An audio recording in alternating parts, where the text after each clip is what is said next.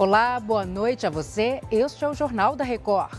Câmara aprova a medida provisória que eleva o salário mínimo para R$ 1.320. Tribunais terão o prazo de 1 ano para implementar o juiz de garantias.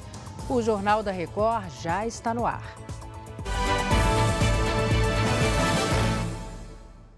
Oferecimento: Bradesco. Nunca execute arquivos enviados por e-mail ou mensagem. A Câmara dos Deputados aprovou a medida provisória que reajusta o salário mínimo acima da inflação e amplia a isenção do imposto de renda. O Matheus Scavazini traz as informações direto de Brasília. Oi, Matheus, boa noite para você. Boa noite para você, Salsi. Por maioria, os deputados aprovaram, então, o reajuste do salário mínimo para R$ 1.320, valor previsto na MP editada pelo governo em maio.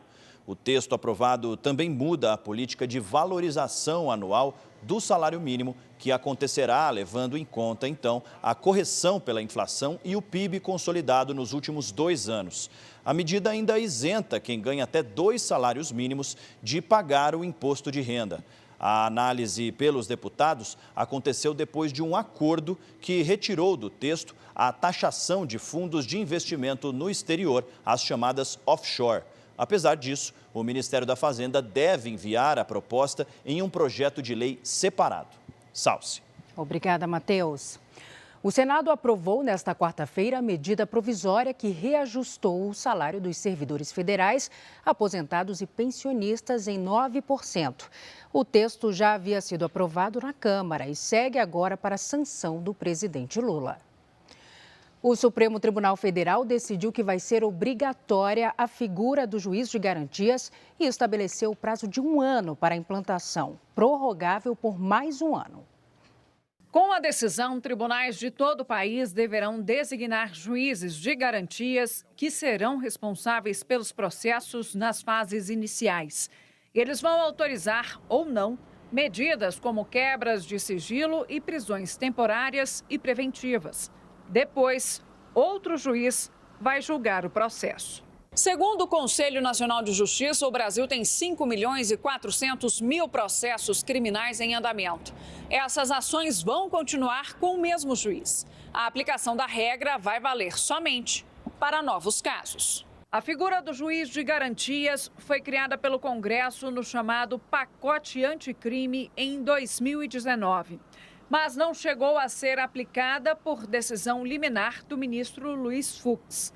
Os defensores do modelo dizem que o juiz de garantias permitirá mais imparcialidade nos processos. Nesta quinta-feira, o caso será concluído, com a proclamação do resultado de todos os pontos decididos pelo STF.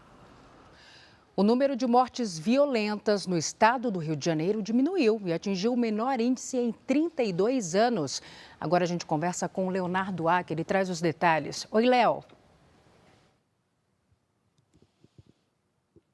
Oi, Salsi, boa noite para você, boa noite a todos.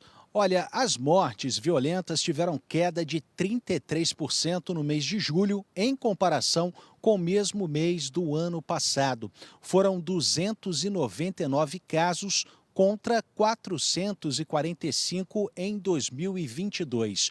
O número foi divulgado pelo Instituto de Segurança Pública. É o menor desde 1991, quando o órgão começou a contagem dos dados. Agora, Salsi, são consideradas mortes violentas os casos de homicídio doloso, lesão corporal seguida de morte, morte por intervenção de agente do Estado e roubo seguido de morte. Na análise desses índices, foi observado que também caiu em 30% o número de homicídios no geral no Rio de Janeiro e em 42% as mortes por intervenção de agente do Estado. Salsi. Obrigada, Léo. Boa noite para você. Um relatório das Nações Unidas aponta que o Talibã cometeu mais de 200 assassinatos de pessoas ligadas ao governo anterior do Afeganistão desde 2021. O documento da missão da ONU no Afeganistão diz que 218 pessoas foram mortas e mais de 800 detidas ou presas de maneira arbitrária. Elas teriam sofrido tortura e maus tratos. As vítimas incluem militares, policiais e outros funcionários do Serviço de Segurança afegão. Segundo as Nações Unidas, os crimes aconteceram nos primeiros meses após o Talibã assumir o poder, em agosto de 2021, apesar da promessa de anistia a opositores políticos. O relatório também aponta que pessoas ligadas ao governo deposto desapareceram. O porta-voz do grupo terrorista negou as execuções e diz que o Talibã proíbe a tortura de presos e detidos. De Tel Aviv, Denise Odorici. O bicampeão mundial Vlamir Marques entrou para o Hall da Fama da Federação Internacional de Basquete. A cerimônia aconteceu nas Filipinas. Aos 85 anos, Vlamir não pôde comparecer por orientação médica e acompanhou a homenagem daqui do Brasil. Considerado um dos maiores nomes da modalidade, Vlamir fez parte da geração mais vitoriosa do basquete brasileiro. E este foi o Jornal da Record. Ouça essa e as outras edições dos boletins JR 24 horas, agora também nas plataformas de áudio. Você fica agora com Fala Que Eu Te Escuto. Boa noite para você, cuide-se. Tchau.